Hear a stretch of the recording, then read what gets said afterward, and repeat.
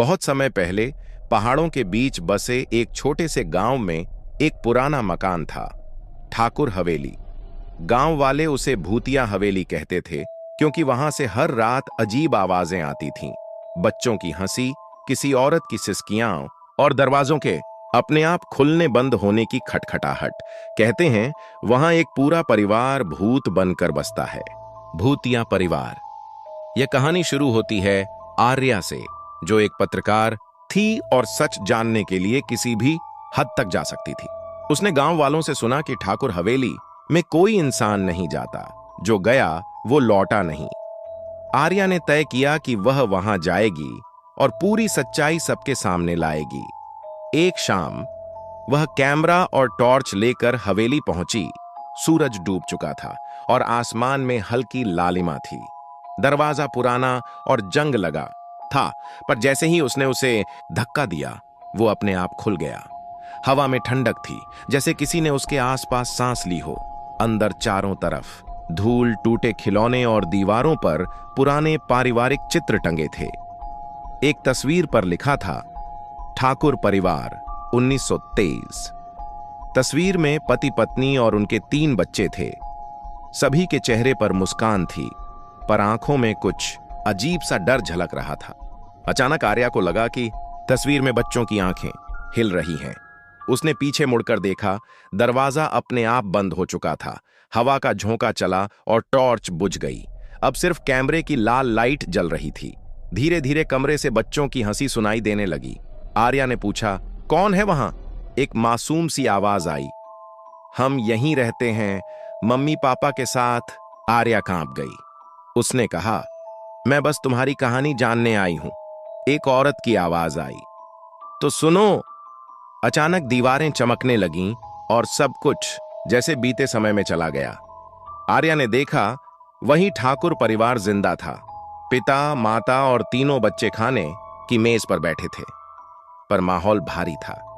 पिता गुस्से में बोले, यह हवेली हमारा घर है, कोई इसे नहीं छीन सकता।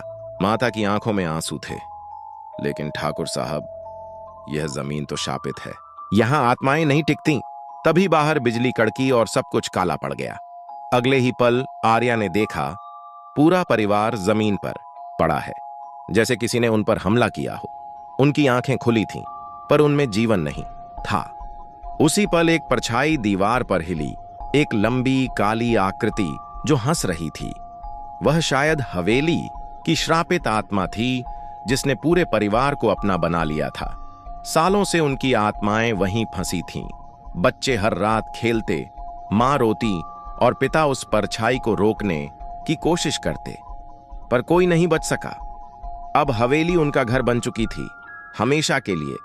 आर्या ने कांपते हुए पूछा, क्या मैं तुम्हें मुक्त कर सकती हूं?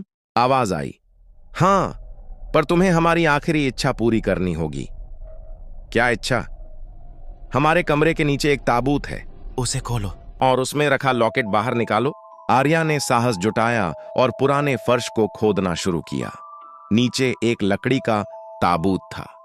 जैसे ही उसने उसे खोला, एक ठंडी हवा का झोंका उसके चेहरे से टकराया। अंदर सुनहरी जंजीर में एक लॉकेट पड़ा था, जिसमें उसी परिवार की तस्वीर थी। जैसे ही आर्या ने लॉकेट उठाया, पूरा घर कांप उठा। हवेली की खिड़कियां फड़फड़ाने लगीं और दीवारों से खून टपकने लगा। बच्चों की आवाजें फिर आईं, धन्यवाद दीदी, अब हम आजाद हैं। एक सुनहरी रोशनी पूरे घर में फैल गई।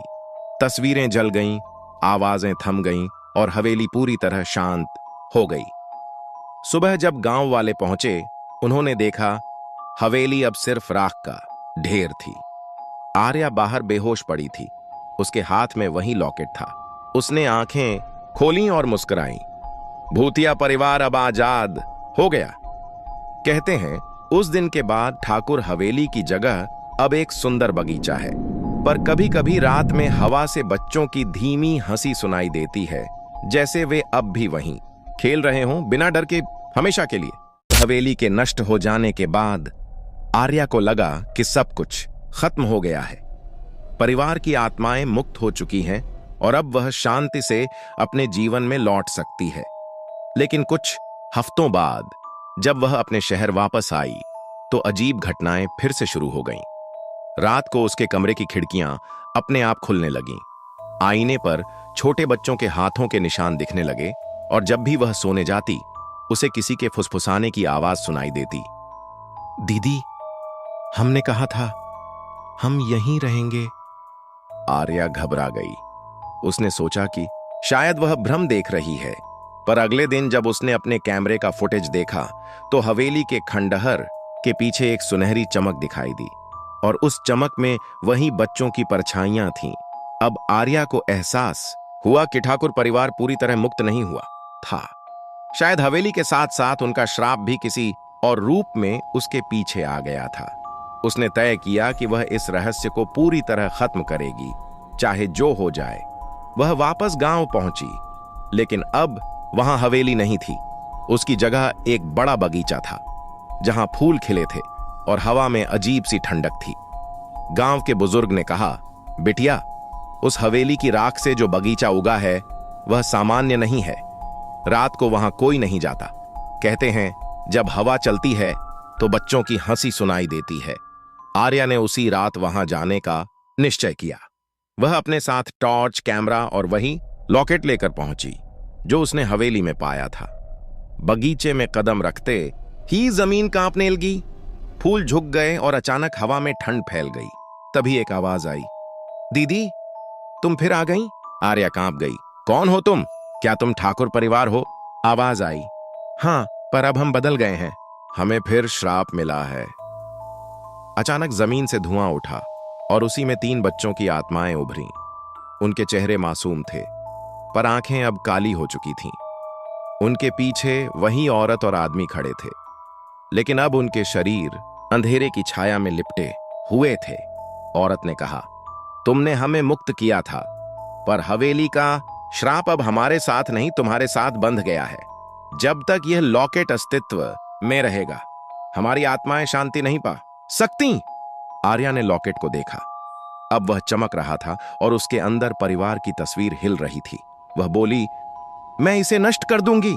तभी पिता की आत्मा चिल्लाई, नहीं, अगर तुमने ऐसा किया तो हम हमेशा के लिए विलुप्त हो जाएंगे और हमारे साथ तुम भी। आर्या असमंजस में थी। क्या उसे लॉकेट तोड़ देना चाहिए या उन्हें शांति देने का दूसरा रास्ता खोजना चाहिए? तभी अचानक बगीचे की जमीन फट गई और उसमें से वही काली परछाई निकली, वही जिसने पहले ठाकुर परिवार को मारा था। वह अब और शक्तिशाली लग रही थी। वह बोली, तुम सब मेरी दुनिया में बंधे हो, कोई मुक्त नहीं होगा। आर्या ने साहस जुटाया और कहा, मैं तुम्हारा श्राप खत्म कर दूंगी। उसने लॉकेट को दोनों हाथों में लिया और जोर से बोली, प्रकाश हमेशा अंधकार से जीतता है। अचानक लॉकेट से सुनहरी रोशनी फूटी और चारों तरफ चकाचौंध फैल गई। परछाई चिल्लाई और हवा में विलीन हो गई। रोशनी के भीतर ठाकुर परिवार की आत्माएं मुस्कुराने लगीं। बच्चों ने कहा, धन्यवाद दीदी, अब सच में आजाद हैं। आर्या की आंखों से आंसू बहने लगे। अब तुम शांति से रह सकोगे, उसने कहा। धीरे धीरे बगीचा फिर सामान्य हो गया। फूलों में जीवन लौट आया, हवा गर्म होने लगी। आर्या वहीं जमीन पर बैठ गई, थकी हुई पर संतुष्ट।